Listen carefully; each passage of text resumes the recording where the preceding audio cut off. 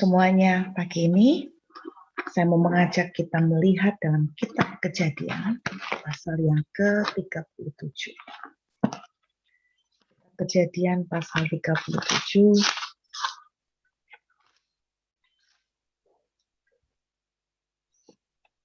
Kalau saudara ingat beberapa waktu yang lalu saya sempat membagikan tentang apa yang harus kita persiapkan untuk menghadapi masa-masa yang akan datang, terlebih 1,5 tahun yang akan datang ini. Bagaimana saya percaya, seperti kejadian di dalam kisah kehidupan janda Sarfat, ada pemeliharaan Tuhan yang supranatural yang Tuhan akan lakukan buat kita. Kita akan melihat hal yang sama, yang waktu itu saya pesan buat semua teman-teman apa yang harus kita lakukan, sehingga kita boleh mengalami pemeliharaan surga yang luar biasa seperti yang dialami oleh janda Sarfat, bahwa tepung di dalam tempayan itu tidak pernah habis dan minyak di dalam buli-bulinya tidak pernah berkurang. Kita Kejadian pasal yang ke-37 ayat 3. Ada satu prinsip yang menjadi kunci dari seberapa banyak yang kita bisa terima, seberapa banyak yang kita mau terima dari Tuhan. Nah, ini kunci yang sama yang seperti yang dialami pada kisah janda Sarfat, saya temukan juga dalam kisah kehidupan Yusuf. Kejadian pasal 37 ayat yang ketiga, Alkitab menuliskan begini. Israel lebih mengasihi Yusuf dari semua anaknya yang lain. Sebab Yusuf itulah anaknya yang lahir pada masa tuanya, dan ia menyuruh membuat jubah yang maha indah bagi dia. Saudara, ada satu icon atau satu barang yang mencolok sekali yang selalu dikaitkan dengan cerita Yusuf, yaitu jubah yang maha indah.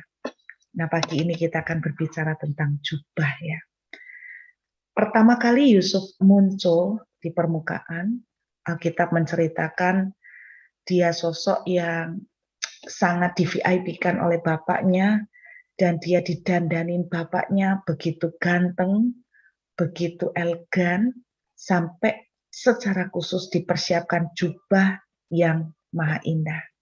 Nah, mari kita akan lihat proses perjalanan dari jubah. Karena jubah ini penting sekali konteksnya dengan hidup kita. Apa artinya jubah? Banyak hal ya, jubah di sini berbicara tentang banyak hal. Jubah di sini bisa berbicara tentang kebanggaan. Jubah di sini bisa bicara tentang pride atau harga diri. Jubah di sini juga bisa bicara mengenai status. Jubah di sini juga bisa bicara mengenai kehormatan, kemuliaan. Nah, Anda akan lihat tidak ada yang di Alkitab itu ditulis secara kebetulan. Semua ada maksudnya. Kita lihat ada 3 tahapan yang dialami dalam kehidupan Yusuf yang berkaitan dengan jubah. Dan saya percaya jubah ini bukan cuma sekedar simbolik, tapi ada makna yang luar biasa ya. Kejadian pasal 37 ayat yang ke-23. Perhatikan, apa yang terjadi pada jubah yang maha indah yang dipakaikan oleh ayah dari Yusuf kepadanya.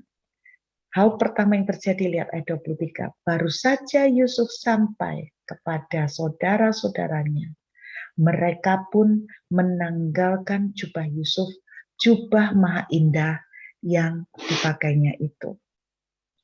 Saudara, sama seperti kehidupan Yusuf, ada keadaan-keadaan di mana saudara dan saya itu dalam tanda kutip kita itu dipaksa. Apa yang menjadi jubah yang maha indah yang kita kenakan dirampas, ditanggalkan. Harga diri, status, kehormatan. Bahkan kalau menurut saya jubah bukan hanya berbicara di situ, tapi jubah berbicara tentang sesuatu yang kita mau, sesuatu yang kita sukai, impian-impian kita, planning kita. Karena kalau saudara baca, setelah Yusuf mendapatkan jubah maha indah, saya membayangkan ketika dia memakai jubah yang maha indah, dengan bangganya dia tunjukkan sama koko-kokonya, nih lihat aku ganteng kan, nih lihat ini jubah yang hebat, nih lihat jubahku yang luar biasa. Nah, saudara, tidak lama kemudian Yusuf mendapatkan mimpi, di mana dalam mimpi itu dia melihat beberapa berkas tunduk kepada berkas yang dia punya.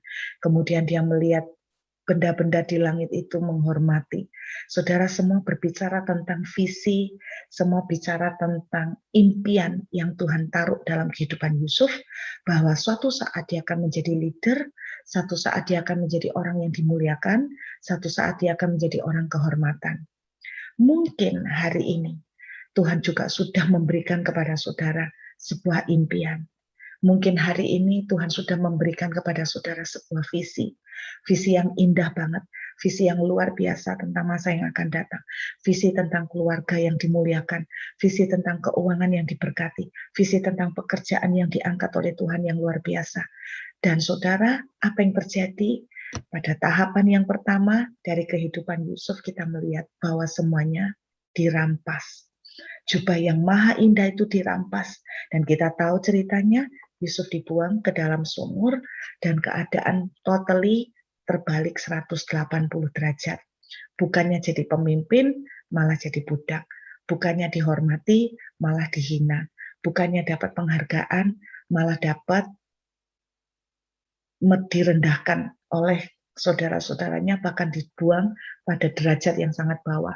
Dari impian menjadi pemimpin, dari impian menjadi seorang yang dimuliakan, berubah total 180 derajat menjadi seorang budak.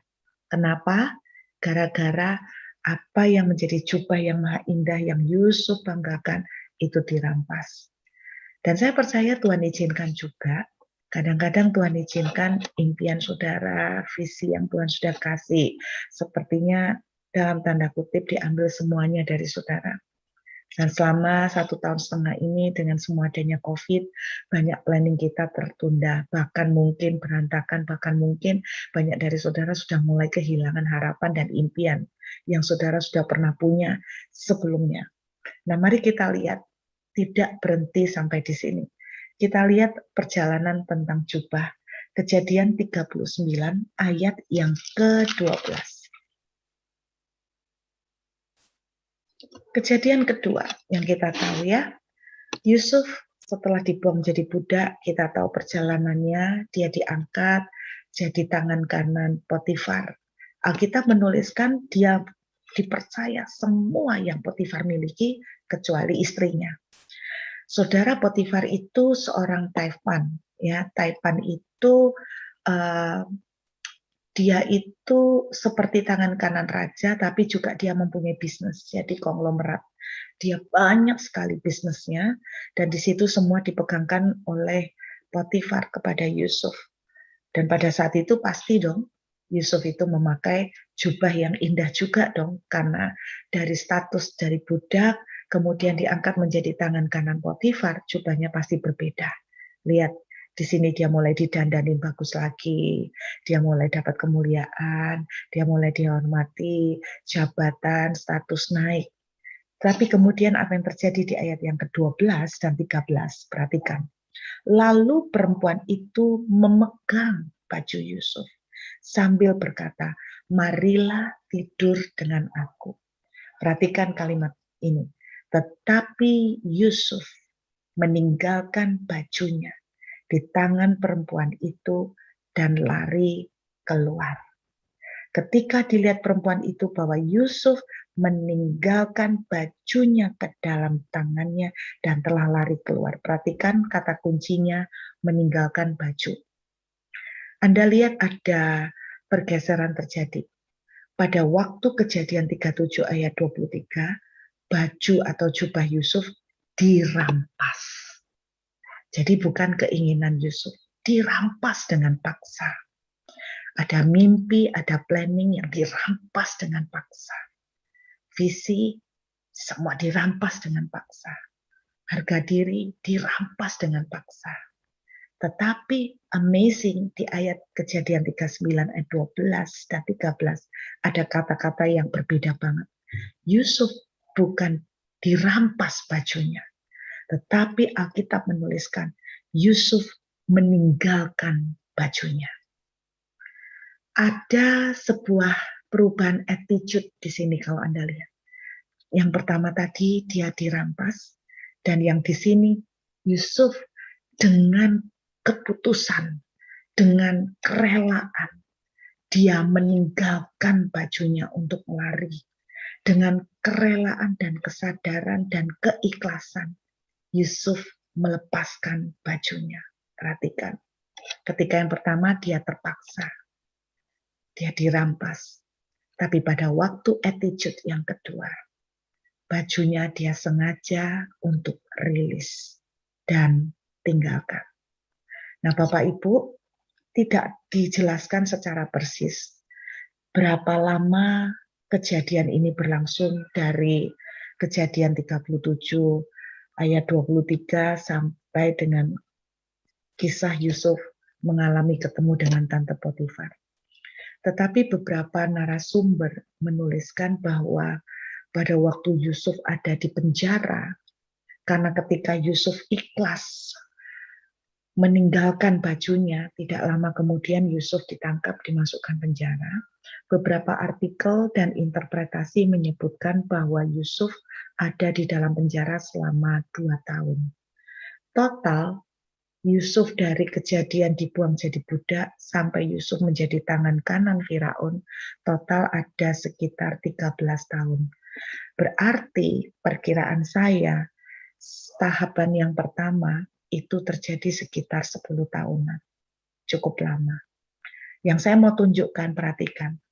Ketika Yusuf bajunya dirampas, jadi terpaksa ya, namanya dirampas berarti dia tidak mau itu dirampas. Dia tidak mau itu diambil. Dia senang banget kok dengan jubah maha indah. Itu 10 tahunan.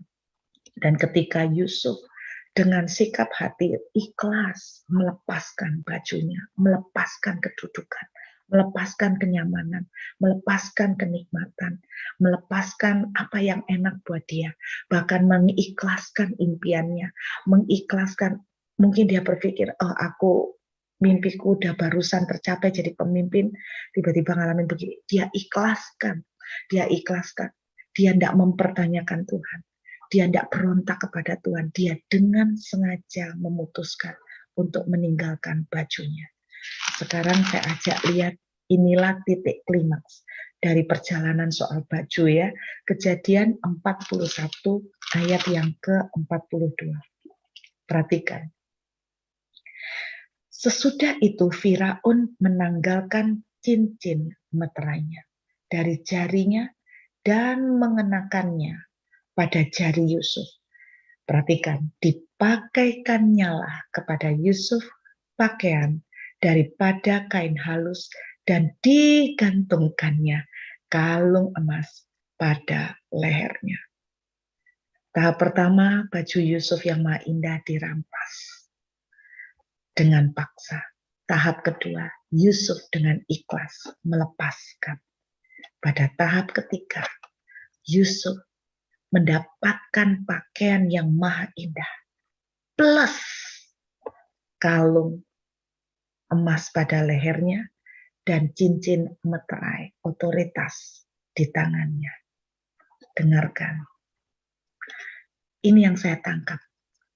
Ketika Yusuf punya sikap hati ikhlas, rela melepaskan. Mungkin impiannya, dia tidak mengerti kenapa seperti ini. Tetapi dia tidak berontak sama Tuhan. Dia ikhlas.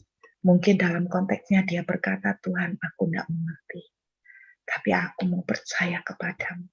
Silakan paksakan kehendakmu dalam hidupku. Apapun yang kamu mau. Jadilah seperti yang kau kehendaki. Ketika Yusuf ikhlas. Pada akhir ceritanya kita tahu.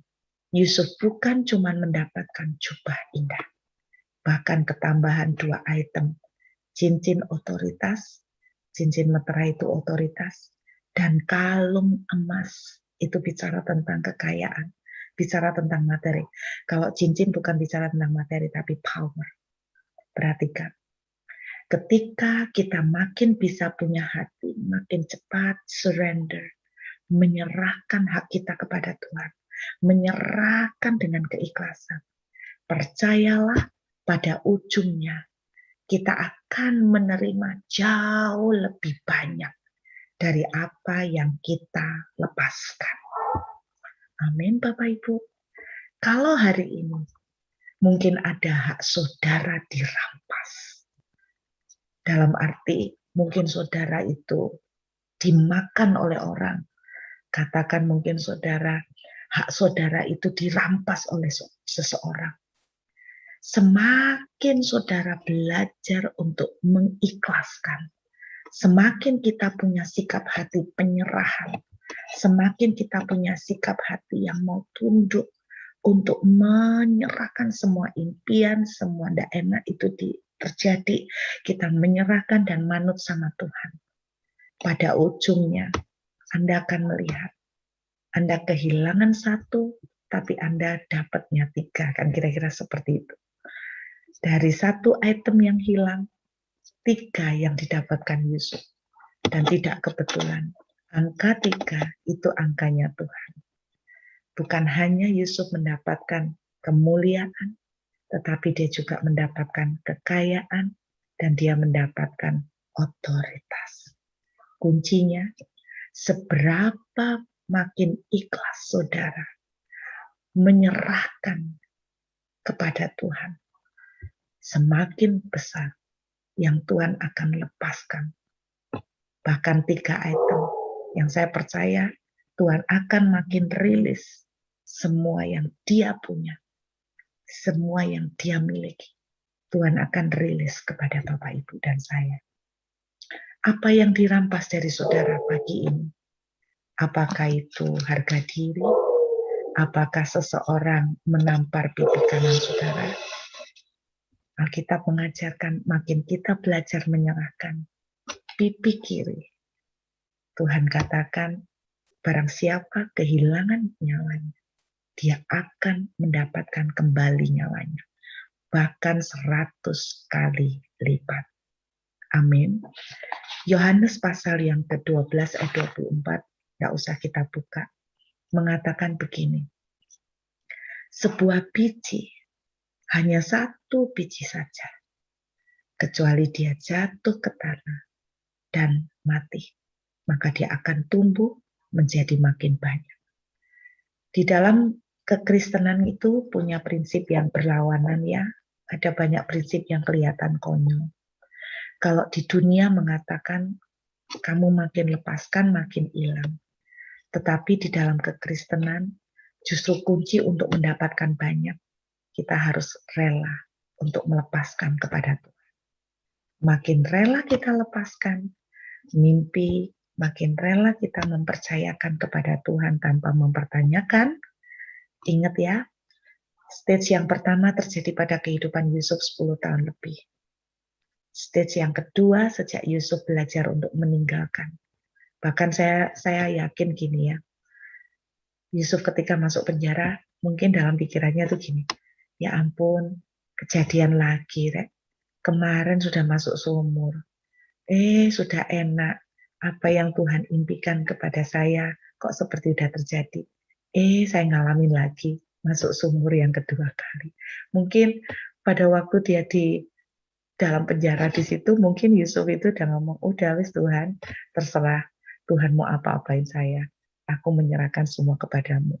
Jadi saudara, disitulah saya percaya ketika itu kita lakukan. Hanya 2 tahunan, Yusuf itu ada di dalam penjara, kemudian dia langsung naik level, gila banget, luar biasa. Perhatikan, Tuhan bahkan menambahkan lebih banyak dari apa yang kita lepaskan kepada Tuhan. Apa yang menjadi mimpi saudara ketika 1,5 tahun ini seperti berantakan? Belajar untuk surrender.